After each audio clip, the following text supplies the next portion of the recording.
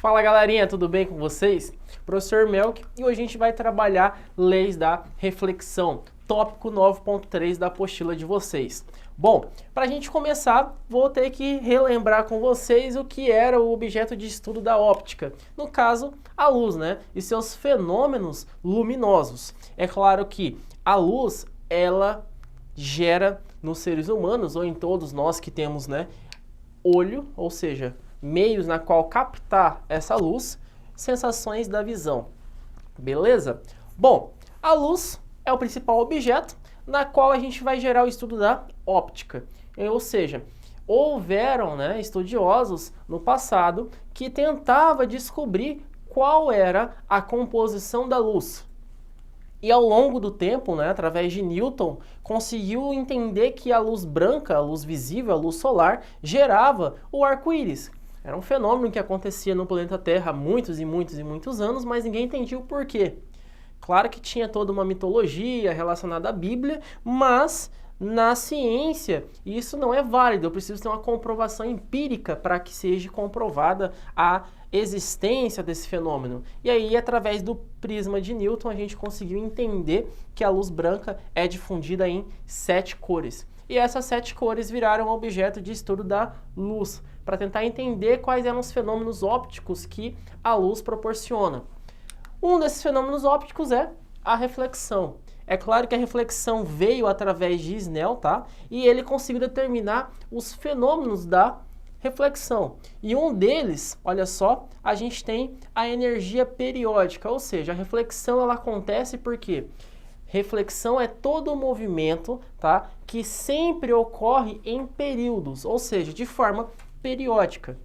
Então, reflexão, olha só, é um fenômeno na qual a gente tem, olha só, uma propagação periódica, ou seja, é uma onda. O que é uma onda? Quando a gente coloca uma onda num gráfico, ele sempre vai oscilar do começo ao fim. Ele tem começo, meio e fim, começo, meio e fim, começo, meio e fim, ao longo do tempo, tá? Então ele acaba tendo um fenômeno de ocorrência. Isso é reflexão. A luz.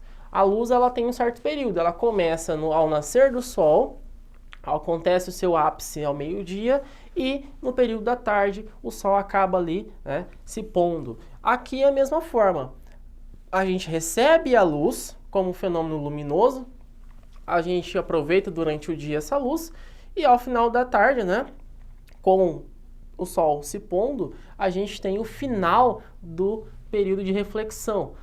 A reflexão ela vai ocorrer principalmente, tá, através da propagação de energia. Então, quando a luz solar atinge a Terra, além de trazer luminosidade, também traz energia, sensação térmica. Fica no sol ao meio-dia para você ver o que vai acontecer. Você vai acabar se aquecendo, você vai ter aquela sensação de aquecimento no seu corpo. Essa sensação de aquecimento é, tá, a transferência de calor. De onde? Do Sol até o planeta Terra, passa pelas camadas, né, ali de incidência que nós temos de proteção na Terra, atmosférica, e chega na gente com uma certa incidência menor, mas ainda assim é muito forte. É claro que a gente já está distante do Sol muitos e muitos quilômetros, mas mesmo assim essa distância ela não serve para diminuir a quantidade de energia, né, que nós recebemos do Sol, beleza? Bom, às vezes, né, você consegue ficar no sol ali meio-dia, aquela energia muito forte, e aí a gente diz que hoje está tão quente, mas tão quente, que a gente consegue fritar um ovo no asfalto. Por quê? O asfalto ele absorveu durante todo o dia aquela energia e ele aquece, ele fica muito quente. E essa sensação térmica que nós sentimos ao longo dos anos, né, ela só vem aumentando devido ao engrossamento da camada. E a gente vai falar um pouquinho mais na frente da troca de meios, tá? Das relações de Snell. Bom, então reflexão é um fenômeno na qual a gente tem propagação de energia periódica e essa energia periódica ela traz, tá, a propagação energética. Esse fenômeno vai servir para explicar a onda eletromagnética, beleza? Bom, continuando, para a gente poder entender os fenômenos de reflexão, a gente precisa entender algumas características. Ou seja, imagina o seguinte, que todo fenômeno apresentado, ele vai ser sempre analisado em um mesmo plano. Não tenho trocas de plano, ou seja, não tenho trocas de meio. Imaginem o seguinte, que esse cara aqui, né, esse aqui embaixo é um espelho. E esse espelho, ele será utilizado para refletir a luz incidente. Ou seja, quando a luz vem do meio, ele chega em um determinado ponto e aí ele reflete ou ele repele essa luz, tá? Ou seja, e a gente chama isso aqui de raio incidente e esse aqui raio refletido, beleza? Bom, aqui para a gente analisar eu tenho que entender as retas normais, ou seja, a reta normal. O que é uma reta normal? É uma reta, tá? Sempre perpendicular à superfície a ser estudada e essa perpendicularidade aqui serve para dividir, olha só, o plano em duas partes iguais. Sabe-se que na geometria nós temos um plano e todo esse plano vale 90 graus. Então, se eu tenho 90 aqui e tenho 90 aqui, 90 mais 90 eu tenho 180. Então, toda reta na matemática tem 180 graus, tá?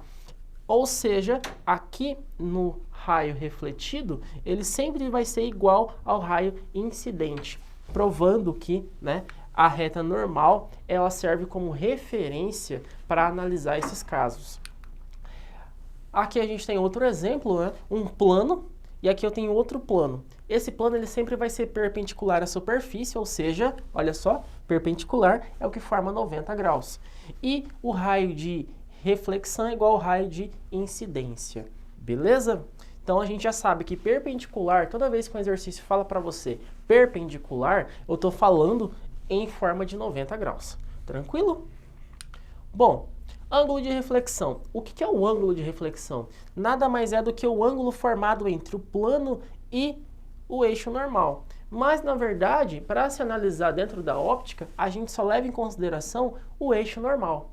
Ou seja, ele vai ser formado entre o plano e o eixo normal, mas para que eu determine o valor desse ângulo, eu somente utilizo o eixo normal. Ou seja, eu faço uma ligação entre, olha só, a luz de saída ou de entrada e o eixo normal. Esse ângulo formado na saída tem que ser igual ao ângulo formado na entrada, porque aqui eu tenho uma reflexão ocorrendo de maneira 100%, ou seja, eu não tenho perca, não tenho deslocamento.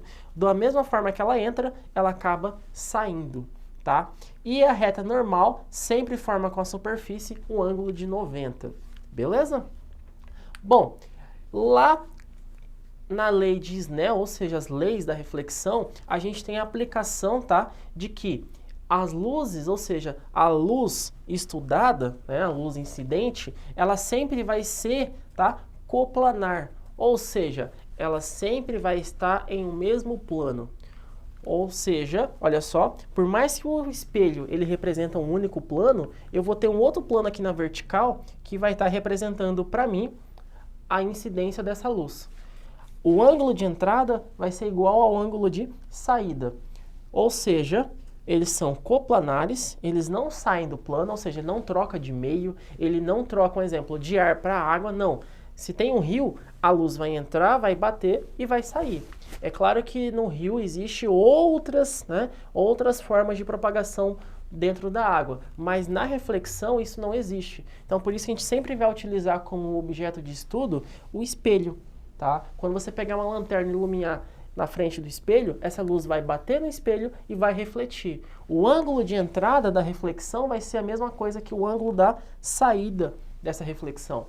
E que o ângulo refletido vai ser sempre igual. Se entrou com 45, sai com 45. Se entrou com 60, sai com 60 e assim por diante. Tá? Então essas são as duas leis. Sempre estão presentes em um mesmo plano e os ângulos são sempre iguais.